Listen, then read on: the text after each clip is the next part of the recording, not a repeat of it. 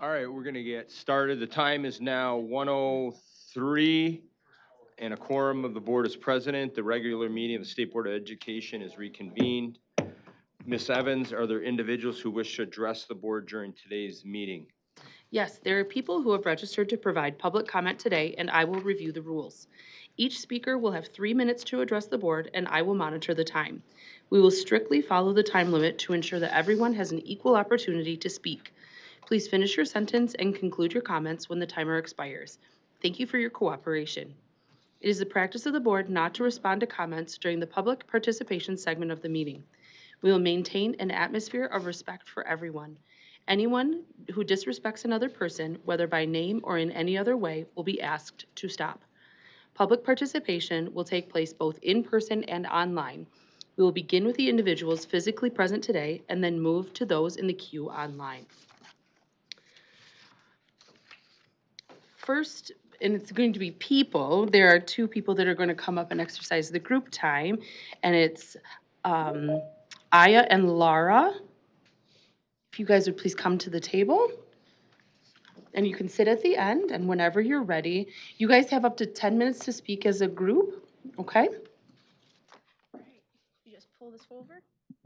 Fine. All right. And whenever you're ready, you may begin your time. Good morning, and thank you to the Michigan Department of Education and everyone hosting us here in Lansing today. My name is Lara Musa. And my name is Aya Sadi. And we are honored to be here to share our story as representatives of Universal Learning Academy, a small K-12 public charter school serving refugees, English learners, and students who need more than just a classroom, and to show what is possible when charter schools are trusted to serve their committees.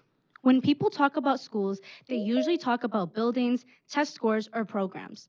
But schools are really ecosystems. They are places where identity is either limited or expanded. And Universal Learning Academy has become a place where students are learning that their starting point does not define their ending point. Recently, ULA was recognized for increasing attendance through intentional engagement and connection. The Michigan Department of Education invited ULA to present as a model for attendance improvement. That recognition matters, but not because of percentages.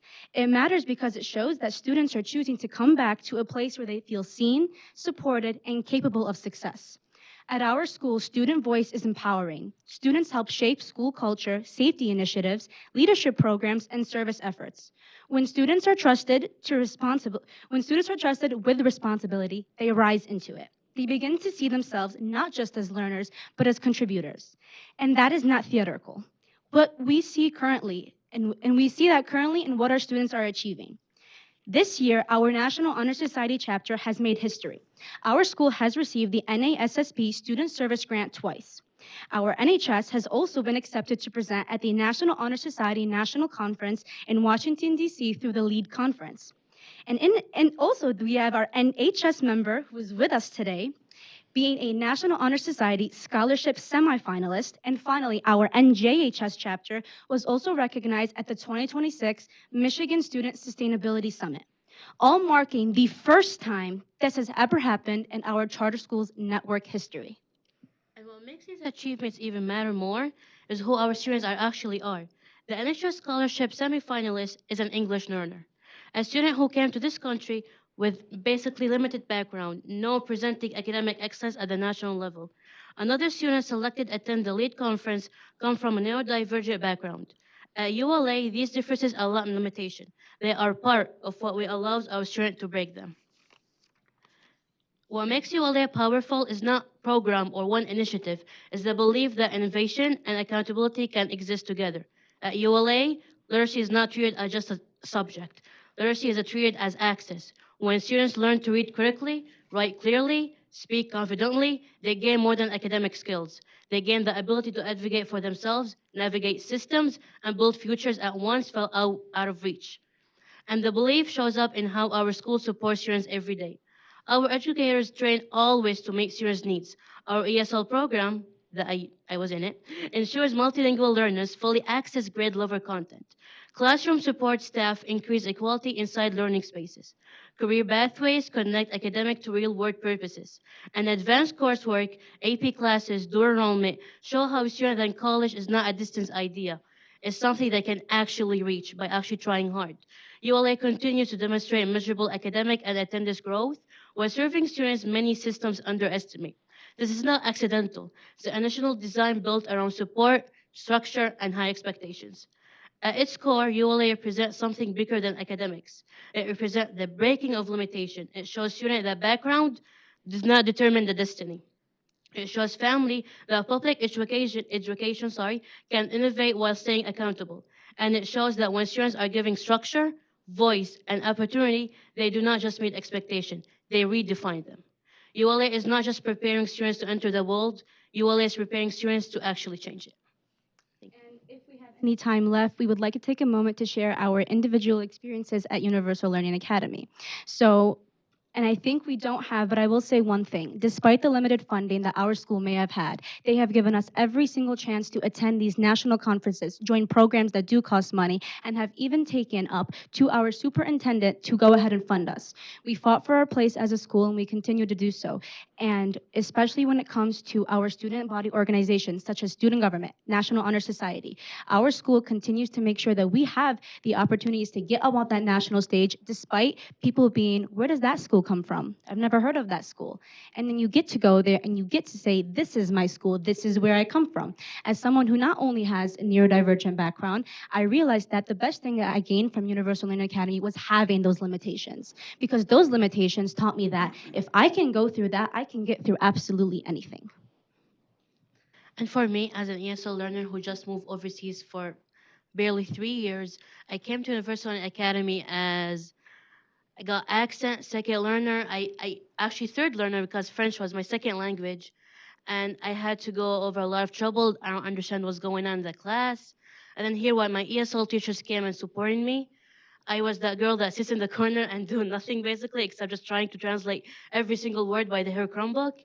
And then here, where Universal Academy gave me a big favor, where they started pushing me to leadership position now, reading books that's my level in English, trying my best, and always the best thing that I actually learned is making mistakes is actually fine. We are humans, we make mistakes. I'm a high schooler. I'm not gonna be that perfect hero in like 1 year. So they gave me books, access, after school tutoring, going during lunch to my teachers, helping me out. And then here I am, president of student government in ULA, NHS treasurer, and I got a scholarship for NHS by actually being myself. And I wrote in my application that I am an ESL learner and I am learning overseas for most of my years. And I'm not ashamed of this. I take it as my power. And if someone who lived overseas during a war, I'm super proud of myself. And since I do see that we have some more time, I would also like to deeply mention that despite what people think of who leads our charter schools, we have some of the most amazing people. I'd like to mention Mrs. May, Mrs. Boosie, Mr. Bazzi. They have done nothing but support us to the end of the world, even with our very extraneous desires and dreams that we want to achieve. When we realized that the trip to Washington would cost around, let's just say $3,000 per person, our school immediately took upon funding, and our superintendent, Dr. Bazzi, actually supported us in paying $2,000 to be able to go to the national conference, the LEAD conference, and this was not something that was budgeted for our school. When I went to this conference individually last year after paying for it out of pocket with a job that I worked for, I realized that all schools are funded for opportunities like these, but our schools are limited. We do not receive funding, and our principal has to negotiate with where she is going to put certain funding at, which takes away from the broader opportunities for our student body organizations. I sit on behalf of very impactful people because I hope that you guys can hear what we are saying and take it not with a grain of salt. Take it as something that we are the people who are going to change the world, and we are the next generation who is going to make the next policies. And treating charter schools as if they are the same people that attend public schools, nothing less or nothing more, is the number one thing that we want to make clear from this speech. And I'll give it on to Aya to say any last few words. And last thing before we're done, I would like to share how even with our low budget, I really appreciate our admins, our principal, our superintendent, the way they love to support us no matter even if we have one penny or negative. Doesn't matter. We do fun events, we support everybody, nobody is leaving, nobody is left alone, exactly how they treated me. And I would actually love to pay my school back by trying my best with everything, every scholarship. They gave me a huge favor by not making me feel like I'm left alone. Dr. Bazzi always like make us fun events. We go to our sister schools because we are five Hamada schools and we're in the one in Westland. We'll go visit them. We'll walk together. We'll try our best to make everything fun, make everyone feelings like they do count, and everyone is human, and we all are valuable. And ULA used to not have that many opportunities, AP classes, dual enrollment courses. But as of late, we are providing our students with 4 AP classes, numerous dual enrollment classes, which the school actually pays for, and continuous academic opportunities. When our students have something to say, it is welcome to our principal. It is directly welcome to the board. We had when we wanted to initiate our school store in student government. Immediately, our superintendent came and heard what we had to say, and he was like, yes, let's make this work. Let's do the big things for you guys because you guys do deserve the big things. So again, I will just say before our timer goes off, there is nothing more powerful than people who come from limitations because limitations makes you a warrior. And when you are a warrior, you are able to not see a obstacle and get afraid from it. You become someone who is able to face it with the utmost grit, and that is exactly what a charter school like Universal Learning Academy has taught me and has most likely taught every single individual who has attended it. Thank you. Everybody for Thank you having so us. much. Thank you. Next in the room today is Kristen Lee.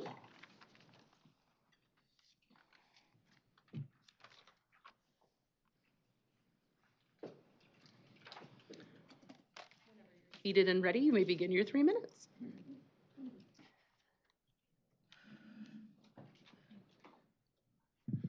Is this one? If you'll push that one and then, yep, the center one is good. Thank you. Thank you. Good afternoon. I'm Kristen Lee from Livonia, Michigan, and I serve as the Michigan Education Director for Citizens Defending Freedom. First off today, I have to give a shout out to my high school English teacher, Mrs. Hannett, who just made the Guinness Book of World Records here from Michigan as the longest career of a female teacher. So it was teachers like her that inspired me not only to be the best me every day, but to go into education myself and to be a teacher. And part of why I'm here today before you representing a faith-based, pre-partisan organization to support improvement in Michigan's education because we care about kids. That's why we're all here. And I appreciated the report this morning from MySIP, learning more about that, and the questions about how parents are able to be involved in that process. And my question is, how does MySIP compare to the process that other states use? For example, Mississippi, who has experienced dramatic increases in academic outcomes for students. I know some of our districts in our state are looking at 1 percentage point of improvement when it took a decade to have exponential growth in Mississippi. How does our process compare to those? Because this is an urgent issue in Michigan and we need exponential increase. So how are they doing that in other states, and is MySEP the path to that? I'm just asking the questions as I'm continuing to investigate what are some of the root issues that you guys have been investigating, and how can we as citizens and as parents come alongside and be more engaged in that. And with that, last week I was on a call and a statement was made that schools are the center of a community. And at first thought, that sounds great because we all value education and it's so critical for our next generation to be well educated. Except then I realized that there are no students in schools if there are no families. Families are the building block of society and the center of the community.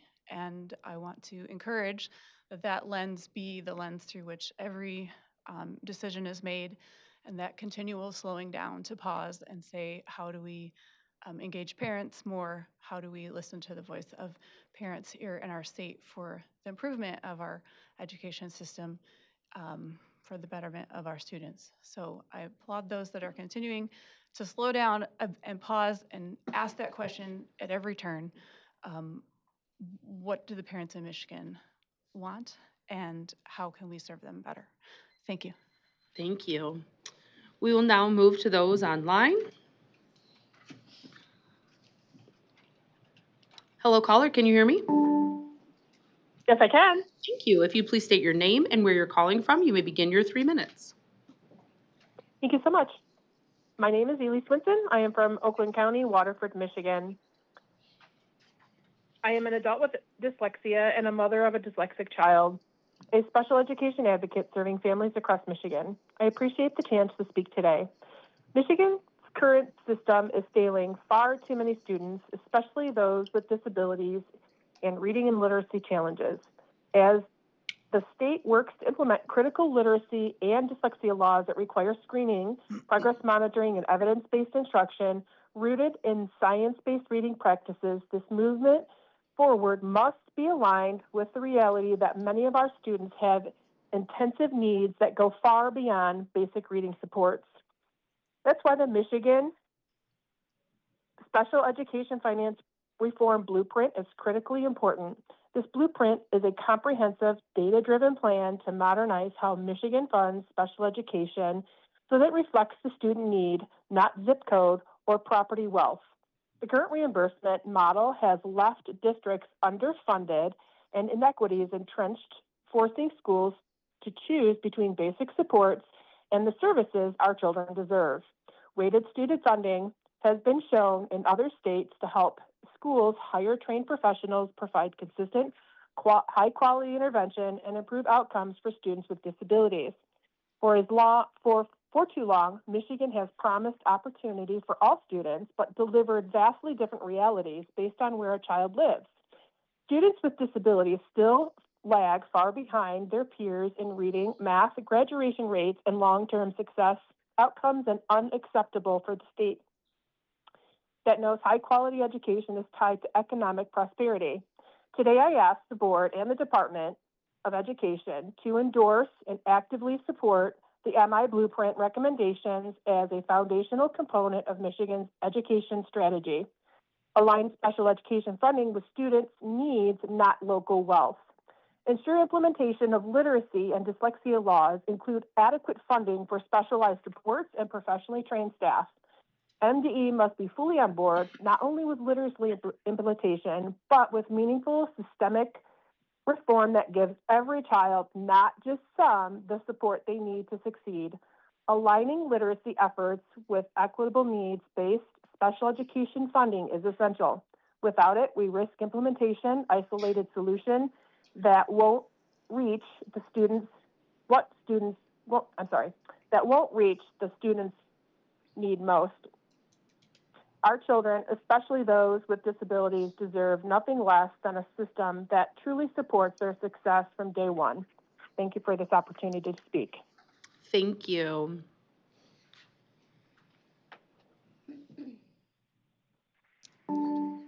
Hello, caller, can you hear me?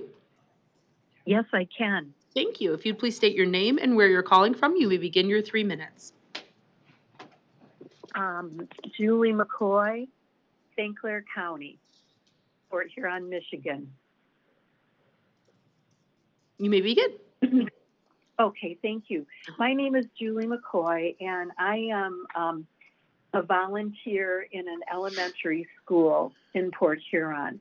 I don't represent any particular group, but I am through the Council on Aging in the foster grandparent program. We have an army of seniors that are spread out throughout our elementary schools, and we assist teachers with children that need extra help. Anyway, I have a few observations that I've made as a volunteer in 3 elementary classrooms over a 3-year period here in St. Clair County. Overall, my volunteer work has been rewarding, but from what I've seen every day, our teachers and their students are in trouble. Maybe our problems can be excused as a sign of the times, but they can no longer be ignored. The anger and frustration on both parts will have real consequences, and it's been difficult to stand by and imagine what they will be. Common student behavioral problems such as low impulse control, disrespect, stealing, hostility, and aggression not only distract from lessons and disrupt the classroom, but influence otherwise compliant children.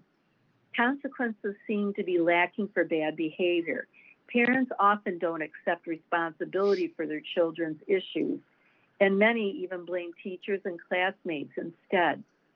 Students lack incentives and are generally not encouraged to catch up, study harder, and do better. Teacher burnout is common. Large classroom sizes and constant interruptions add to teachers' daily challenges, and remedies such as refocus rooms are ineffective because rather than take the opportunity to calm down and redirect themselves in a separate place, many students will purposely misbehave for a chance to eat snacks and play games there in the refocus room. While they understand that they must serve in an array of roles, teachers feel unprepared to be social workers, counselors, nurses, custodians, and whatever else. Teachers do not sense that they have the support of their administrators, and this makes their job hard. At a recent Mental Health Association conference, a presenter talked about the need for collaboration, communication, and cooperation between mental health departments. It would be so beneficial and very cost effective for Community Mental Health Association and Michigan Department of Education to apply those same principles with one another. Thank As you, both caller, are for calling today. Thank you. I'm not done. That was your 3 minutes. Hello? Thank you, caller. But you're welcome. Bye. Bye-bye. Hello, caller, can you hear me? I can. Thank you. If you please state your name and where you're calling from, you may begin your 3 minutes. Thank you. Good afternoon. My name is Elena Onak, and I reside in Wayne County. I'm calling today on behalf of the Michigan Parent Advocate and Attorney Coalition. Every day, I speak with families across Michigan who are navigating a system that was not designed around students' needs. We see the consequences of that every single day. Service delays, educators stretched thin, and families forced to fight for support that should be standard. It is not uncommon to hear from parents who are choosing between paying bills and paying out of pocket to supplement their child services, or even families who feel forced to move to a different zip code just to access appropriate supports.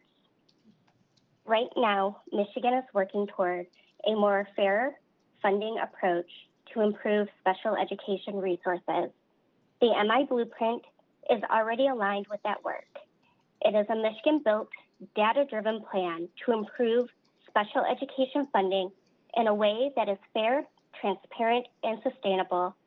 This is not starting from scratch. This is building forward, using work that has already been done with Michigan stakeholders. I strongly encourage the state board to adopt and align with the Michigan Blueprint as part of Michigan's education funding future.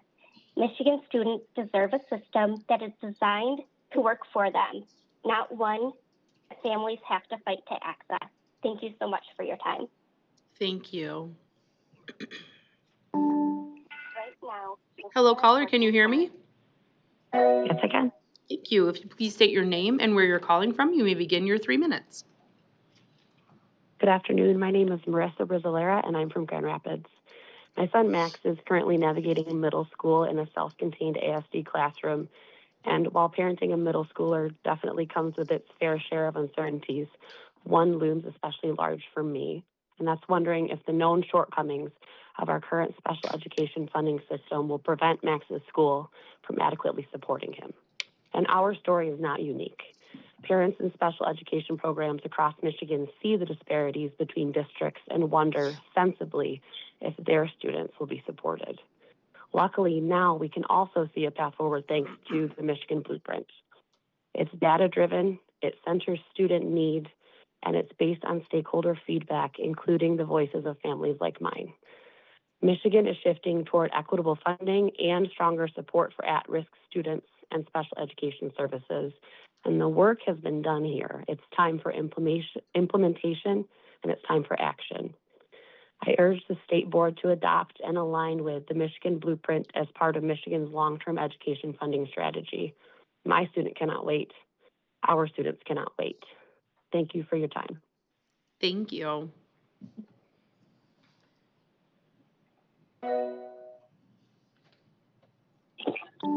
Hello, caller, can you hear me? Yes, ma'am. Thank you. If you'd please state your name and where you're calling from, you may begin your 3 minutes. My name is Mark Ashley Price, and I am from Highland Park, Michigan. Greetings. My name is Mark Ashley Price. I'm a former school board member of Highland Park. I am speaking just as a regular citizen. The reason for my call today is to give the State Board of Education, just as an FYI, that in last month of January 2022, that I was appointed by the Highland Park School Board as an ambassador of the Highland Park School District for 1 year, and that I will be watching the meetings of the Michigan State Board of Education as much as I can, as a concerned citizen, as an activist, and as an ambassador of the Highland Park School District. I think the State Board of Education is doing a good job, as I know being on the state BOE is a tough job to do. Thank you for your time, and may God bless the great state of Michigan. Thank you. Thank you. Hello, caller, can you hear me? Yes. Thank you. If you'd please state your name. If you could mute YouTube in the background, please. I did, thank you. Thank you. Yep, go ahead. My name is Sarah K. Miller. I'm from Macomb County, and thank you for the opportunity to speak with you today. I am here as a parent of a neurodivergent child, an advocate, and a school board member. However, I am a parent first. Today I'm speaking because not only does my child's success depend on whether schools can afford the services they need, but all Michigan children depend on educational affordability. One moment that really stands out to me is my nonverbal child was abused for 5 years within his school district, his public school district, and the excuse was given that the district had to stretch funding across too many students. Districts struggle to maintain services when the 28.6% reimbursement rate does not reflect real costs. With lived experience and speaking with families across Michigan who are navigating a system that is not designed around student need, we see the consequences every day of services delayed, educators stretched thin, and families forced to fight for basic supports. Michigan is currently working towards a more equitable funding for at-risk students and improving special education resources. This is not isolated. It is a structural, systemic issue across our state.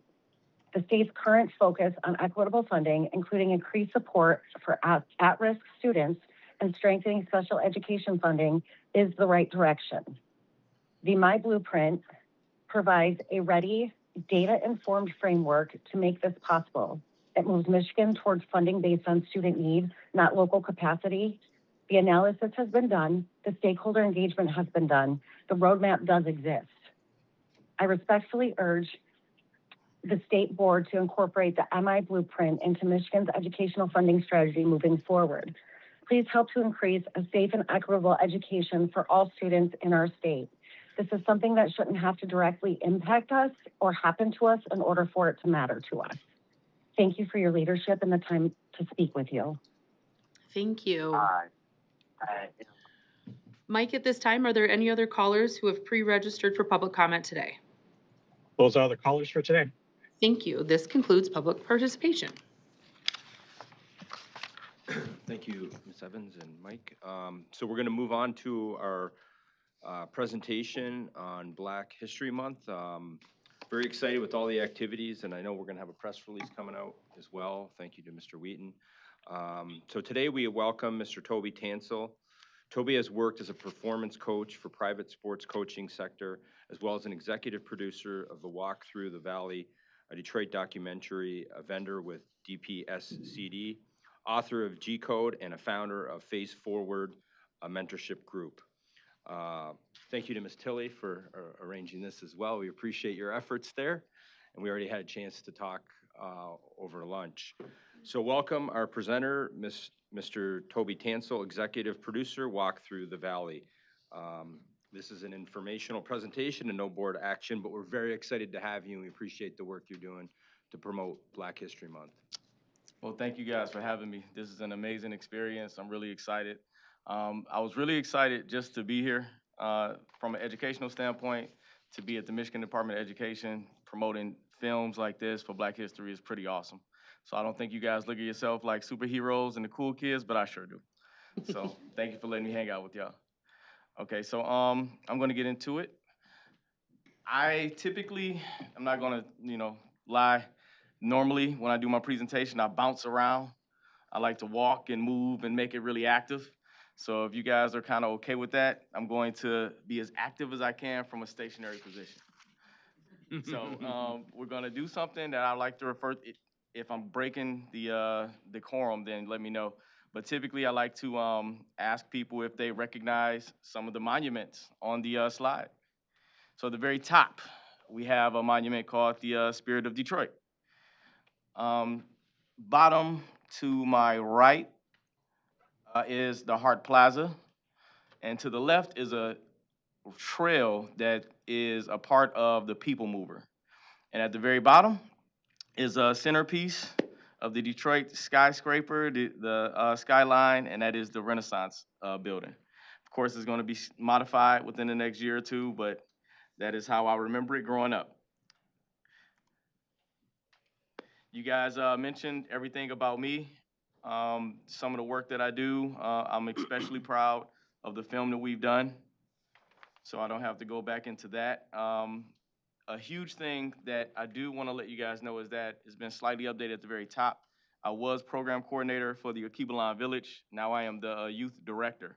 So I'm in charge of all the youth programming at a will be soon 48-year-old community center on the east side of Detroit on Harper and Van Dyke, to be exact.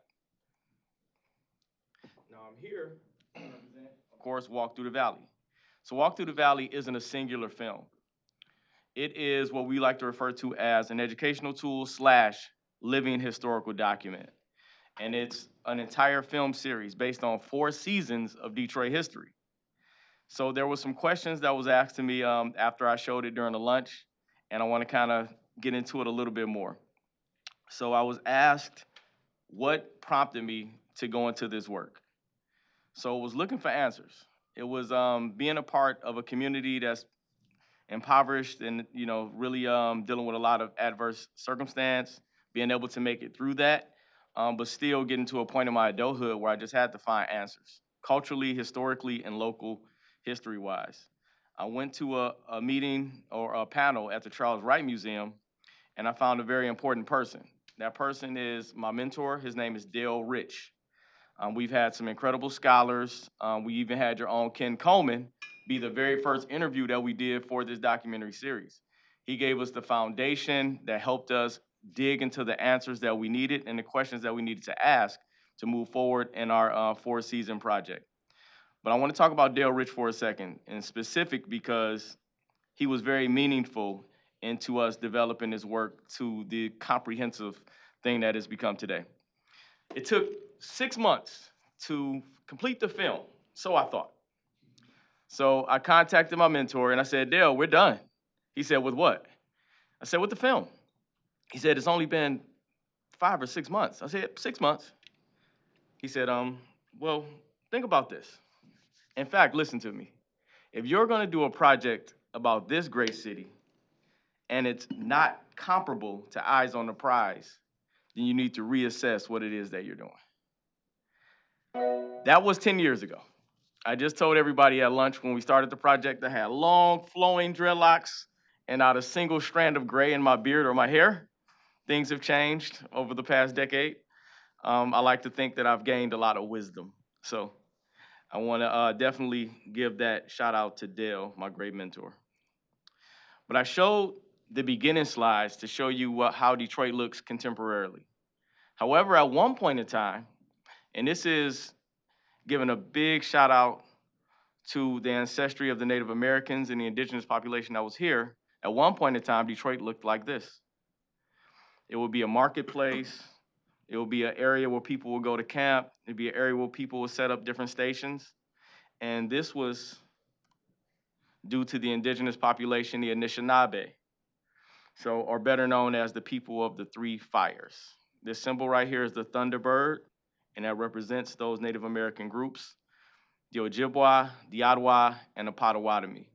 And doing my research, I was particularly excited to, I want everybody to pay attention to the picture in the middle. That's Chief Pontiac. So as somebody that had a lot of friends from Pontiac, and I would frequent Pontiac a lot, when I heard about his story and his fight against the British who once controlled the area, it was really exciting for me. And part of our scholars talk about this during the film, and that's something that is really exciting as well. So we want to make sure that we tap into the different phases of control throughout the city. And I want to start with 1701. Ironically enough, July 24th is my dad's birthday as well. So we have a plan for a big film drop that we're going to do, and I'll tell you guys about that after the presentation. But we go into the history of the French settling the area with Antoine Cadillac. We talk about Fort Pontchartrain du Détroit being the central fortress that they had everything set up at for their fur trading stations, etc. And then we proceed to go into British control. And right afterward, we go into the American control of the city. And this gives us a context and a historical foundation that leads into the story that I want to tell you all today. So at lunchtime, I showed the Settlement of Detroit chapter of the film. But today I want to tell you about the next chapter that we're going to be showcasing a lot. And that chapter is called the Blackburn Affair. And the Blackburn Affair is about two people, a couple. This is a love affair. This is a love story. The husband's name is Thornton, and the wife's name was Rutha. They escaped slavery in Louisville, Kentucky. They prompted their escape on the back end of their quote-unquote masters, I like to say human traffickers, dying. And Rutha was so beautiful that she was going to be sent to New Orleans to become what was called a fancy girl. So that meant that not only would the singular purchaser of her body have access to her body at any point in time, but that she would continuously be sold at profit for that person that purchased her. And Thornton's quote-unquote slave master had died as well. So he was going to be sent further south and essentially worked to death, to the bone. So Thornton not only had the incentive of surviving for himself, but also making sure that his wife was safe. So they left. They were fortunate enough to have some people in their network that gave them some forged documents that stated that they were free. And with these forged documents, they would get on different boats, and eventually that led them to some connections that they had here in the city of Detroit, where Thornton would work as a blacksmith. And Rutha now changed her name to Lucy. She would do housework and cleanup and different things like that. So they were both working and living what we would call a happy middle class type lifestyle. Something unfortunate happened though. There was a person who was visiting Detroit who used to live in Kentucky as well. This person's name was Tom Rogers. Tom Rogers was a clerk. He was a clerk at a store that Thornton would go to for his quote-unquote master. So when Tom saw him, he's like, Thornton? It's like, Tom. But at this point in time, Thornton felt like, we're free. We don't have to worry about any of this stuff anymore. We're good. Hey, man, Tom, listen. We're having the time of our life. My wife is working. I'm working. Everything is great. Little did he know that Tom would go back and report this information. Now, the reason that this is pertinent is because there was something called the Fugitive Slave Law. And this law that was set up in 1794 essentially meant that if somebody was able to break through the slaveocracy of the South and come into the free area of the North, that if they were seen and spotted and it was verified that it was the person, that they would have to be sent back down south into slavery. And this is really unfortunate because they went through an incredibly difficult time in order to obtain their freedom. And of course, they didn't want to go backward. Now, not only was this in law, but it was also incentivized. So the people that would come in to try and find them and verify if it was them was incentivized financially, and they would incentivize other people financially. And this led to Sheriff John Wilson and his deputy, Lemuel, wanting to obtain both a $50 price each to send them back into slavery. So they caught them. They went to their house, they put them into jail, and you can see the way that they're looking. They're excited about the next day. They're excited about when they're able to be shipped back and sent back for a price. But one thing that they didn't count on, they did not count on the brilliance of the African American community in Detroit, especially the brilliance of the African American women. So we're talking about Tabitha Lightfoot and Caroline French. They pretended that they were just going into the jail. They were thought of being so inconsequential that Sheriff Wilson would just let them go in and visit Lucy, but they had a different plan. So they went into the jail cell and they pretended that they were just praying, eating, singing songs with her, but Caroline switched clothes and switched places with Lucy. So they thought that Caroline and Tabitha were walking out of the jail cell, when in fact, it was Lucy and Tabitha walking out of the jail cell.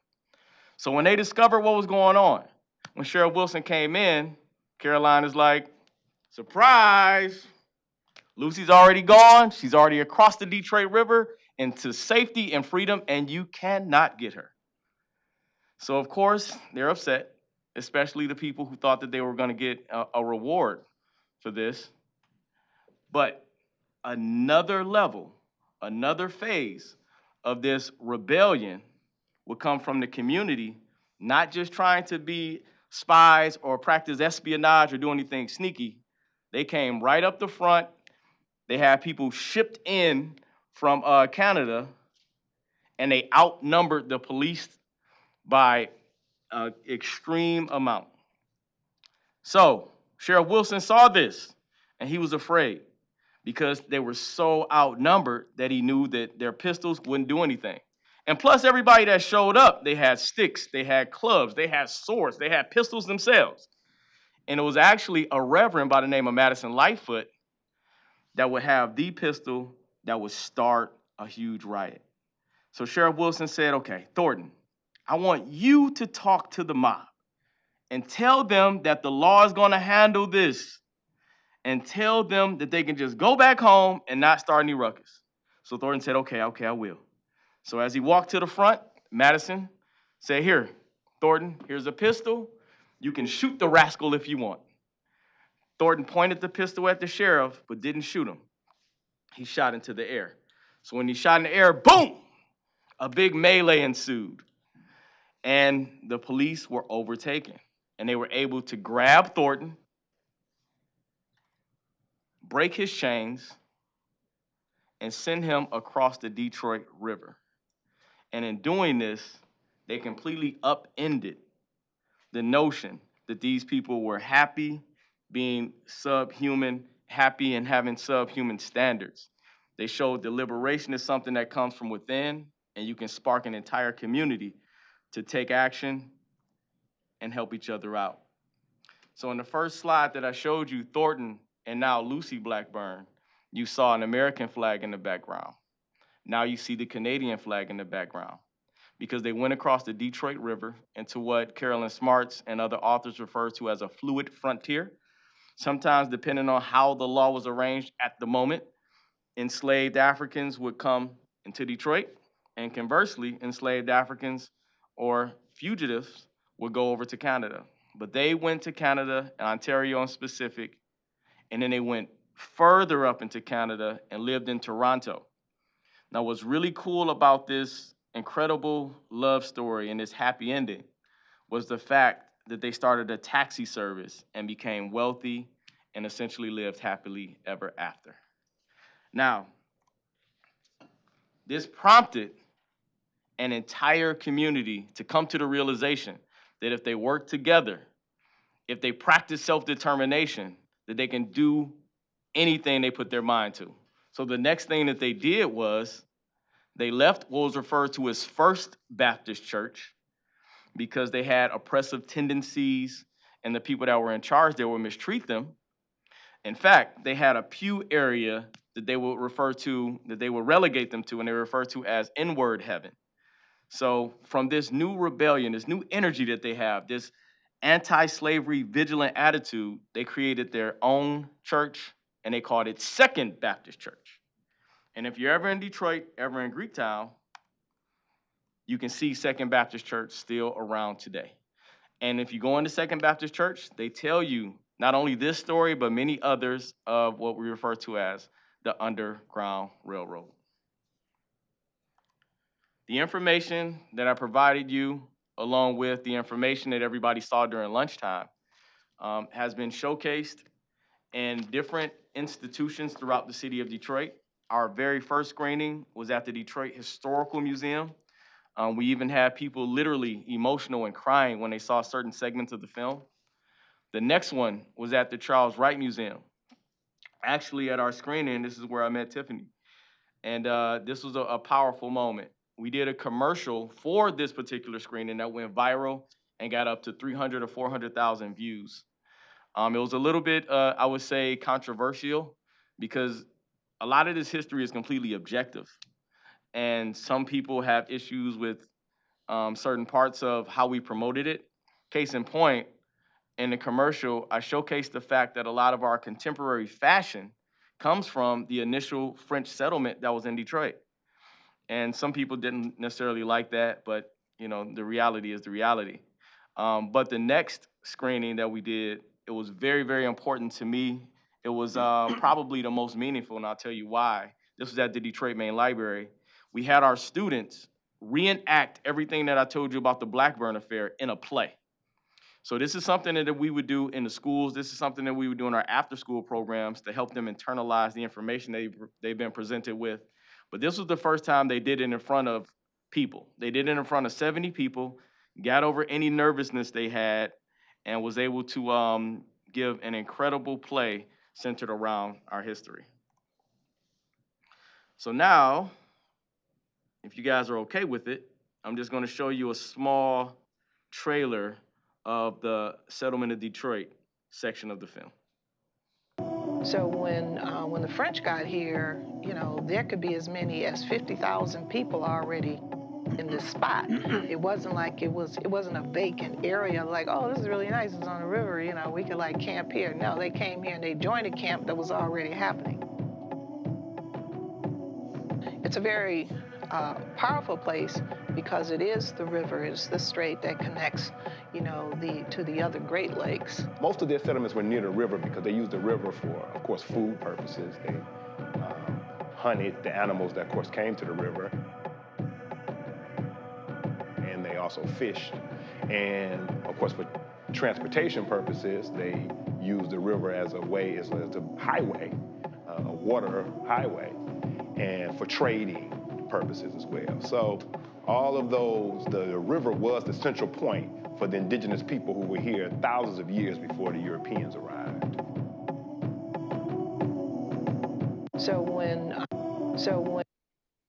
And next, this is the play or the aftermath and a picture that we took after the play was done. These are my students in my schools of Duke Ellington, Wayne Elementary, Dawson and Paul Robeson, Malcolm X Academy. In addition to that, some of the students come from my after-school program at the Alkebulan Village. So they were able to not only showcase the information that they've been learning, but they were also able to do it in front of adults that were looking and it was 70 to 75 grown-ups in there. A lot of them family, fortunately, but a lot of them complete strangers. And they did it with a level of excellence that our film can't even be compared to. So far, this was my proudest moment because of the way that they executed without me even having to coach them. They essentially got up there and just made it happen. So um, that's all I wanted to show you in terms of my presentation. I hope it is as exciting for you to hear about this information as it has been for me in researching it and making sure that I'm able to teach children with it because we want to continue to do this type of work. So thank you. Thank you. Yeah. Thank you very much, Mr. Tanzel. And yeah, the video was very well done too. So really appreciate that opportunity. Does any board members have any questions or comments? Great presentation. Great presentation. Great. Senator Fuller? Mike, please come. Great presentation. I do want to talk to you afterwards, but like, I enjoy the transition, even though even seeing the stuff in the back, how it started out with the indigenous Native Americans, then it became the French to the British to the claimed Americans, and then there's still been a rotation of things. And so that complete history, because I'm one, and I know other people say it, Black history is world history. Black history is all history. And so it shouldn't even be, I mean, we have to separate it because of the way life is. But there was a picture in your first frame. If you go back to the monuments and you show the trail where the people mover was at, there's also, so the Guardian building is on one side, which has a lot of indigenous Native American artwork inside of it. And the building that's to the right of it, that sits at one Woodward, is the Yamasaki building, which he built first before he built the World Trade Center. So that is the model for the World Trade Towers, exactly. Wow. So these are things that, yeah, you know, you gotta talk to me. You get some nuggets. So, but yeah, I mean, I think we could take this show on the road. So, great presentation. So I definitely want to applaud the nugget. In addition to that, I've been receiving so much great information and feedback from everyone here. I didn't expect this. I was just excited to be here. But the information that you guys have been giving me, the positive feedback, and also the guidance is something that is a huge cherry on the top of this already great Sunday. So I'm definitely looking forward to more information. And then that fountain right there at the Hart Plaza. Yeah. William Hart was the first Black police chief in the city of Detroit and a man of Omega Psi Phi Fraternity Incorporated. So Dr. Boyd, he refers to that in another chapter in the film. So just knowing that the information is out there is something that we wanted to basically transfer into our children in a way that's digestible for them. So I definitely appreciate the feedback, and I want to learn as much as I can from you all. And I'm hoping that you want to continue to get this information that we have to dispel. Ms. Tilley? Thank you so much. I knew when I saw the film at the African American Museum, Charles H. Wright African American Museum of That's History, that we needed to see it for Black History Month. The board members and the Michigan Department of Education, and very, very, very well done. Very powerful. I champion ethnic studies. I champion African American history, especially African American AP history, and have done so for a long time here at this table. And one of the things that I think is so important is that we tell our own story. We have so many people telling our story, and it's not always accurate. And so I think it's so important to support filmmakers, authors, historians, make sure that we are funding programs and initiatives and curriculum that is accurate so that all of our children know the whole story and know it accurately. And it shows us with dignity, the dignity that we deserve. So thank you for making sure that we get the dignity that we deserve in the film that you've produced.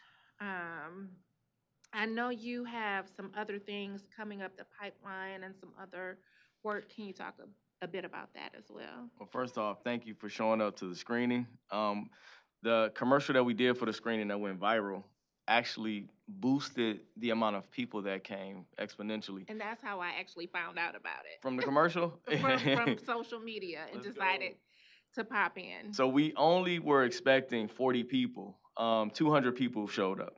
The museum had to go and pull chairs from the storage room. So that was very exciting. It's good to know that the marketing definitely created this opportunity here. Big shout out to Sam, marketing genius at the Charles Wright. One of the things that I wanted to discuss was we're in talks with some philanthropic organizations thus far. There's an organization in Detroit called Black Leaders Detroit. We're talking with them, and I'm going to be volunteering with them to learn how they did something called a 6-day project. And this 6-day project that they did was a bike ride, and you guys have probably heard about it. It was an insane idea, but they executed it. A bike ride from Detroit to Mackinac Island. And then they did something else the next year where they went from Manhattan to Tulsa, no, from Tulsa, Oklahoma to Manhattan. So in talking with Dwan Dandridge, the founder, I got this really great idea. I said, okay, how about our 6th day when we show the Blackburn story? Because when you guys see this story, it won't be a dry eye in the room. But how about when we showcase the Blackburn story, we showcase it to all 7 zones of the city of Detroit in a matter of 6 days. We create big, dynamic crowds, every area of Detroit, and we do it all in 6 days. I knew I was going in the right direction because my team was nervous. They said, that's a bit too ambitious. I said, well, actually, the person that I got this idea from rode a bike from Detroit to Mackinac Island. They said, okay, so I guess we can do it. So this is what we're going to be doing to garner attention, to hopefully gain the funds that we need to complete the film with the level of quality that you guys have seen today.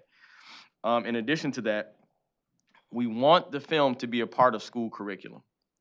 Each chapter has an accompanying PDF that is able to explain everything that the student or whoever watched in the film. We want our students to have access to that, along with our methodology for them internalizing the information. Case in point, doing the play. When they execute the play, they'll never forget it.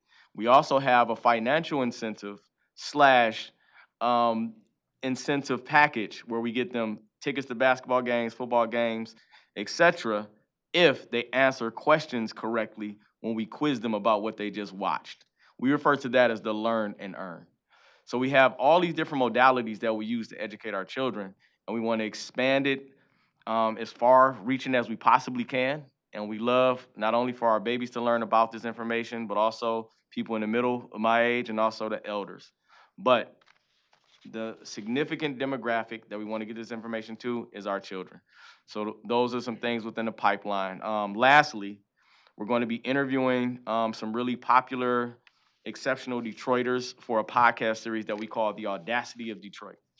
One of the questions that was asked of me was, what gave you the audacity to think you can do this? And I said, that's the podcast. That's the podcast. So this is going to be a way to garner attention to the 6-day project by using Detroiters with a significant social media following. We have some pretty powerful people in the pipeline already. And that's the plan. We want to get the funds to complete the project, and we want to make it a part of school curriculum. Thank you. And I just want to make another point. I know we say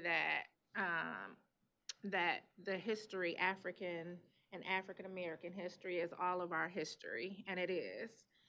However, one other point that I want to make that I think that people don't always think about is most of us are all mixed up anyway. If you look in your ancestry, I know I have African, I have Native American, I have Spanish, I have French, have a little Asian. All of us, no matter what we look like on the outside, we're all in this country mixed up. So it's time that we realize we are like Heinz 57 and we're all family. We need to treat each other like family. Absolutely. I'm glad you mentioned that. In doing this research, I learned about a significant white population that was a part of the abolitionist movement. One of our great leaders, his name is William Lambert. I can't wait to tell you guys about William Lambert. Anyway, William Lambert had a group of white men that he would hire called the Mackenzie'ites. Listen to what they would do.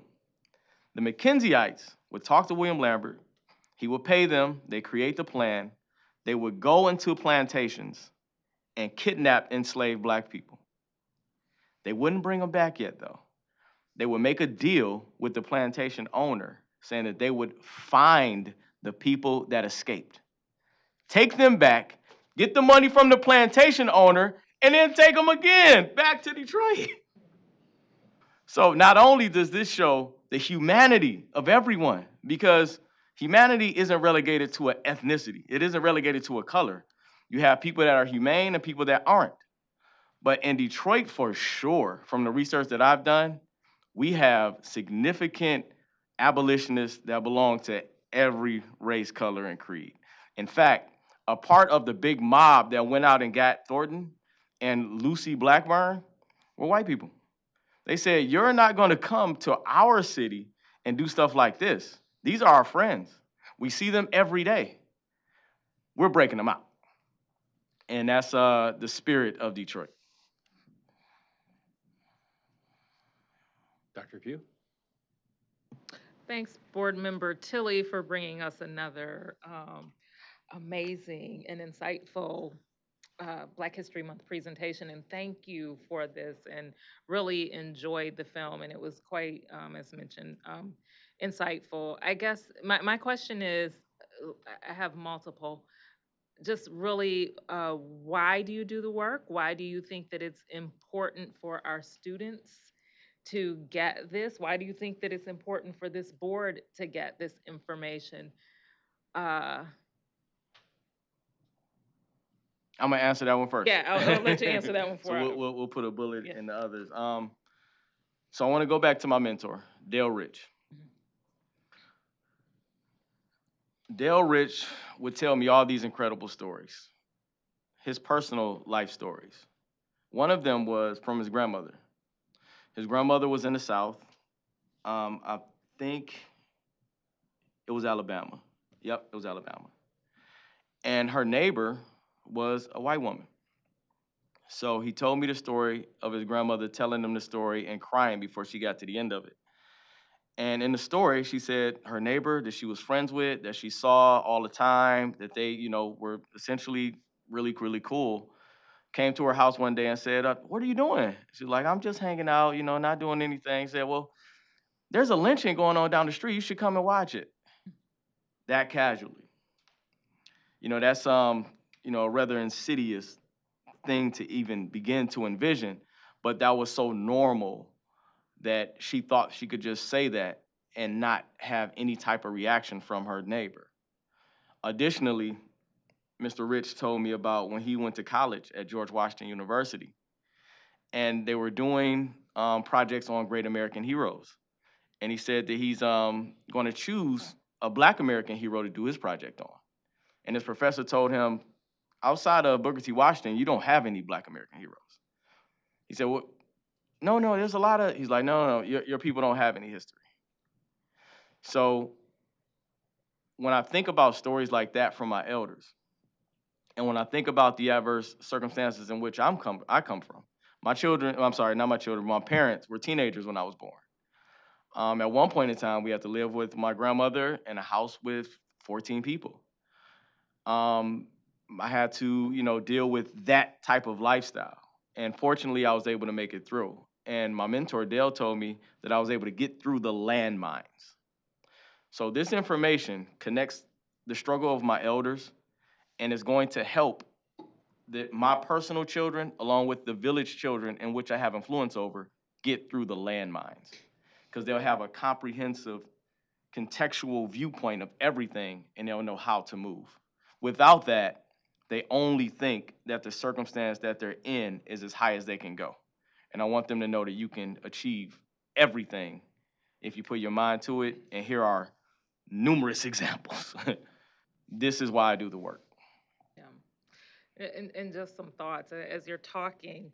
Um, my family is from this small area in Mississippi called Shibuda, Mississippi, and if anybody Googles it, what will pop up is the Hanging Bridge. It has become known for the Hanging Bridge that as I post college recently when I was there, I went and saw the Hanging Bridge. And a lot of my family migrated to Albany, New York, and it was that there was a pastor that was in Shibuda, took one family, and then multiple families went north to Albany, New York, and that's a well-known story as well. So we're not that far removed from this. And the other thing that I think about as you're talking, and I mentioned it today in my report, I've really been concentrating on great compromises, just really studying those. And when because compromises are happening even today, as we speak. But you mentioned one of them, the Fugitive Slave Act. You talked about that, and what we see is that history repeats itself. And thinking about that, I go to my next questions. Why do you think that there are those who don't want us to know our history? And how is your work impacted by that? I think that the story has to be told properly. The beautiful part of the interviewees that we were absolutely blessed to have is they have, for the most part, a very objective lens. These are the books that we've read. This is what we cross-reference them with. This is our educational background.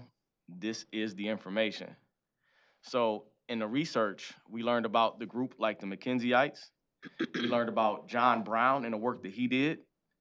John Brown, in fact, had a meeting with two of our greatest abolitionists, George D. Baptiste and William Lambert, right in the downtown Detroit area. So we have a significant amount of white abolitionists that put in the work for humanity. They weren't thinking about a skin color or anything like that. Ironically, a lot of the same people who you would say don't think that this history is important would also say that they don't see skin color. Those two things don't match. Because if you didn't see skin color, then the history of humanity would be important. So the way that it's told is very important, and we've fortunately had the luxury of being able to combine all of our talents and tell it in a way that isn't divisive, it isn't finger wagging. It's very balanced because we talk about Black heroes, we talk about white heroes, we talk about the indigenous population that everyone typically ignores but shouldn't because they were the first people here.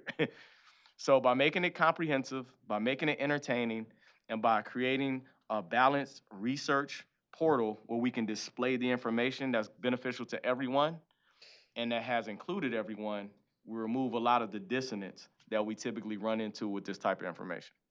Okay. Well, that's again impressive because a lot of us at this table have come under fire for wanting the history of our communities and the American history to be told, and you have really spoken to the importance of why this history needs to be told, and maybe we need to figure out how we use your mechanisms to impress that upon others. So no problem at all. I have a white mom. Her name is Sherry Bell, and she lives in Big Rapids, Michigan. So at one point in time when I was in college at Ferris State, I could no longer afford my tuition. And my guidance counselor, who had already got me a job, who had already helped me with my homework, she said, well, Toby, you can live on the farm with us.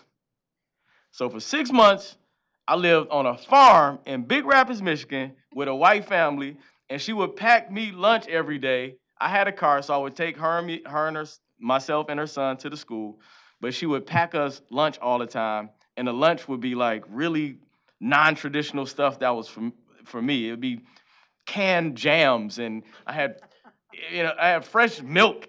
and eggs from a farm. And I am a Detroiter's Detroiter, okay? I'm talking about you can't get more urban than me. And at the time, I had braids like Allen Iverson. And I would wear Jordans and Timberland boots. So this white woman completely threw aside all of the notions that we have these different divides because race is all created anyway. It's a social construct that was constructed to create a hierarchy of difference between people. She wouldn't go for the hierarchy. She saw the potential in me. She sees everything that I do when I post it on Facebook, and she still messaged me today telling me how proud of me she is. And she's a white woman in Big Rapids, Michigan. So when we get into these differences, that's because we're uncomfortable. Let's remove the discomfort and let's tell the truth. We are all people on top of a spinning ball in space trying to figure things out and live.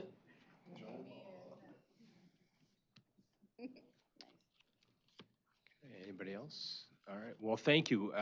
You got such a charisma about yourself and the way you present it's dynamic. And thank you. Appreciate your message very much, and thank you for the time that you took to present this story. It was very, very interesting. So let's give him a big round of applause. Oh, yeah. Okay. Thank you guys for having me. So it looks like we're going to get a picture with the student first. Let's do it. Let's do some pictures. Okay. So let's take a moment.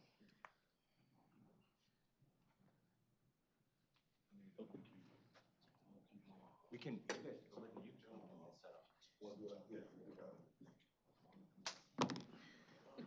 Just want to make sure you saw.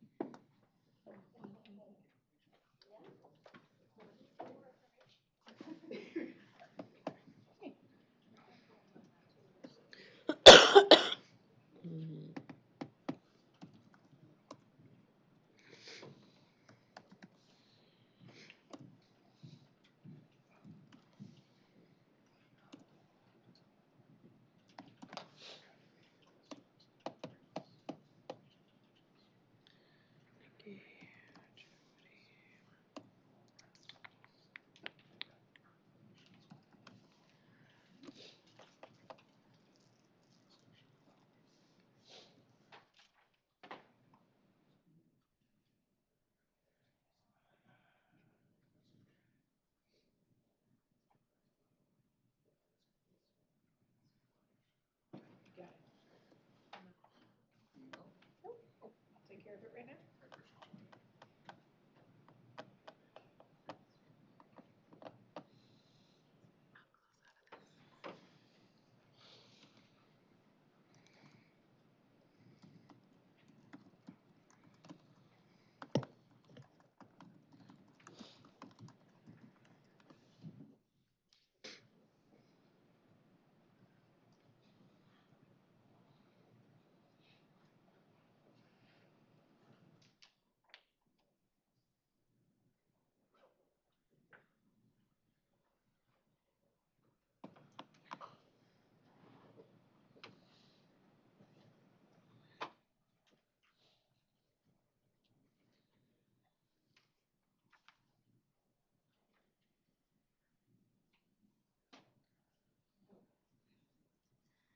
Is it? Yeah, are you like not cold? No. Maybe it's just because I can't be in my icebox. Yeah.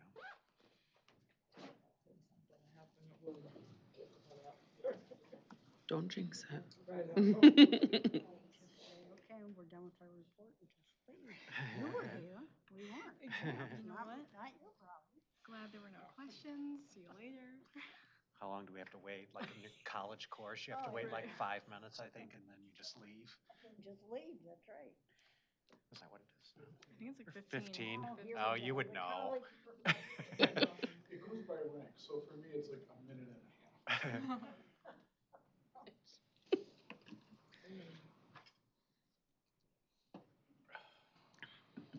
It's a, my undergraduate class. It starts at 9:10. I have kids that start showing up at 8:30. And they set up all the chairs. The kid who stays put. It's very ambitious. It's like they're setting up the marching band show. Hmm. But they come in, they do it.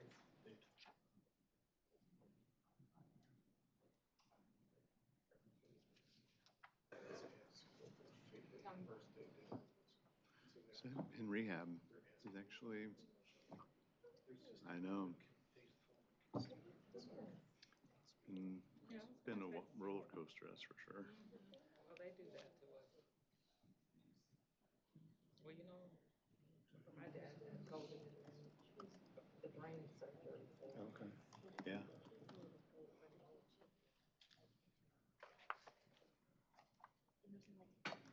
Thank you. Thanks for asking. Sir, you gonna catch me that time? I was talking to Pam.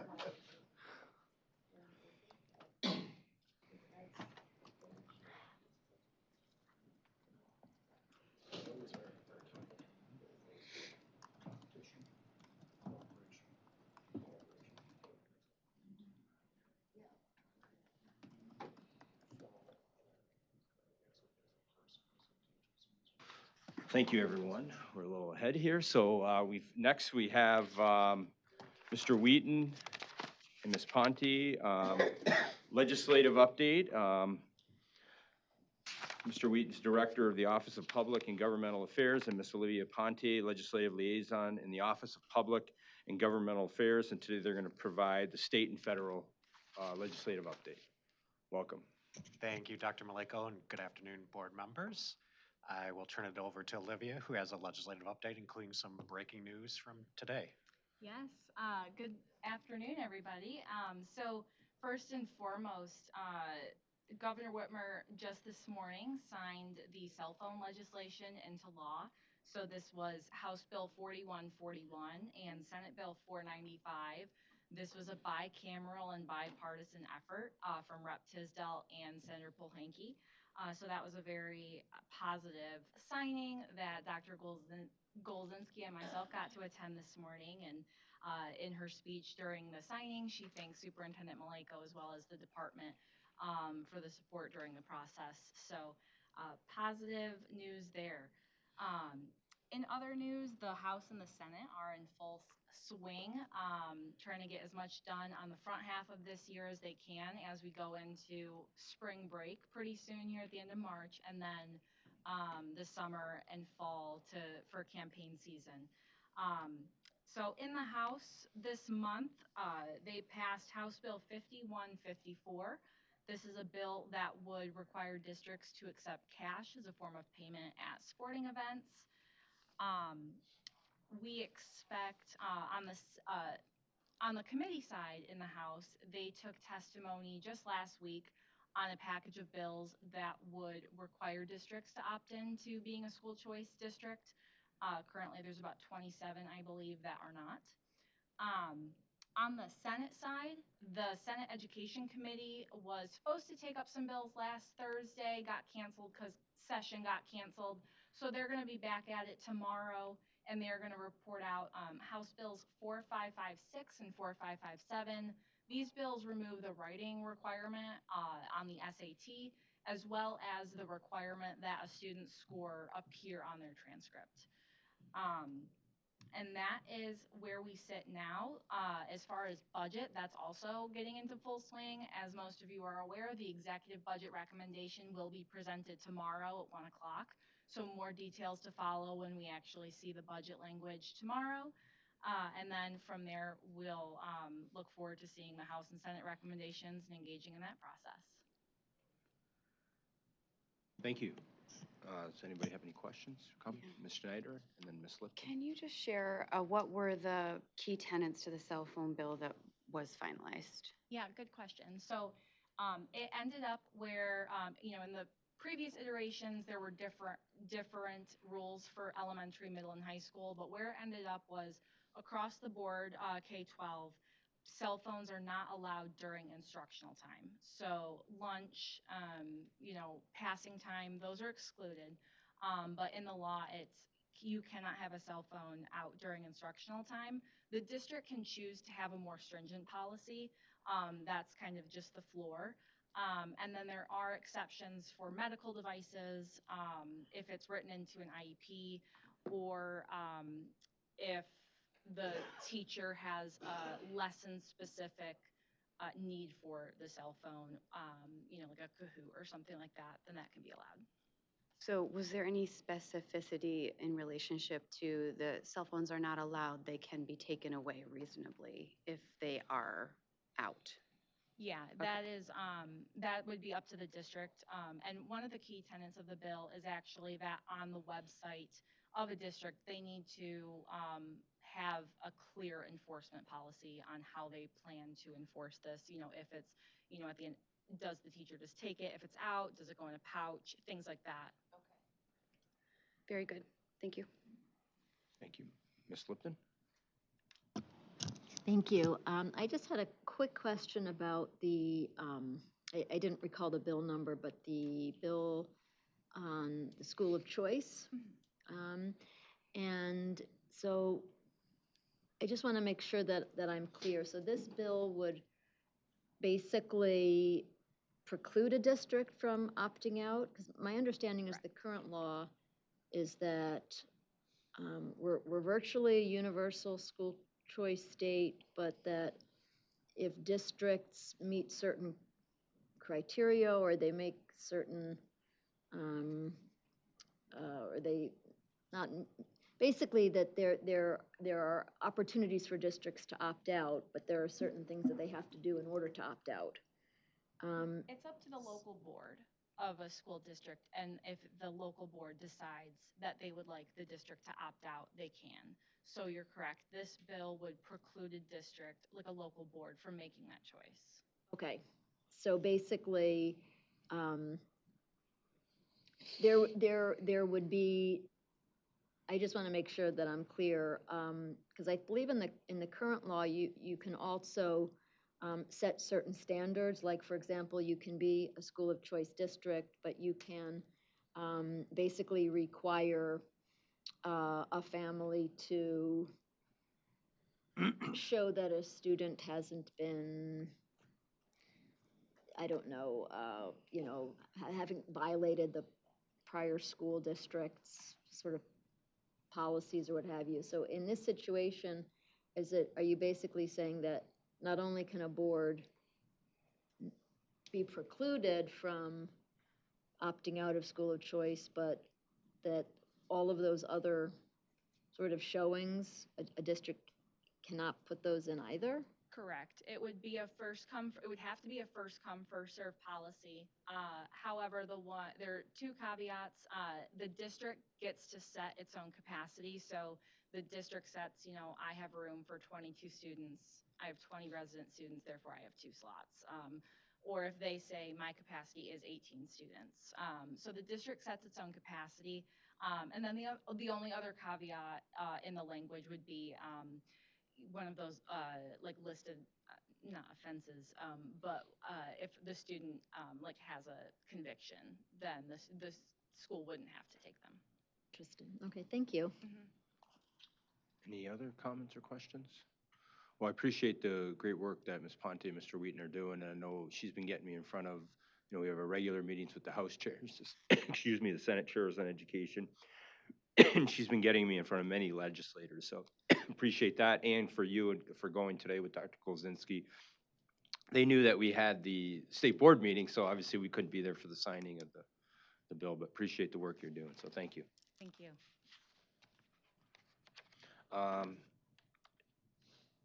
Dr. Pritchett, do you want any update on the legislative committee?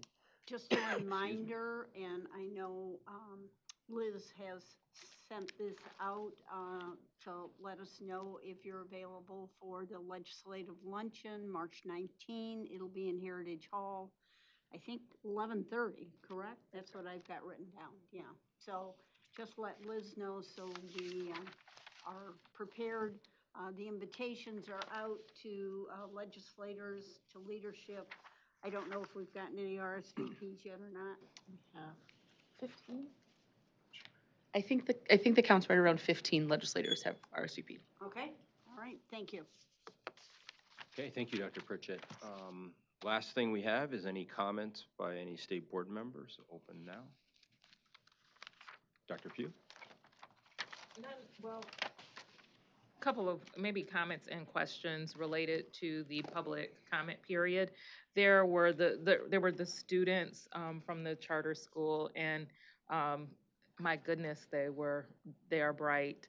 And I think, based on what was being said, I think clarity around many of our positions on charter schools probably would align with theirs, as making sure that there's transparency and that we're seeing that dollars are getting into the classroom. I think that sounded to me to be their point among other clear and important points, but I do want to emphasize that that is our concern, is making sure the dollars get to the classroom, and prioritizing policy agenda that supports that and provides the transparency to show that and tell us that and ensure us of that.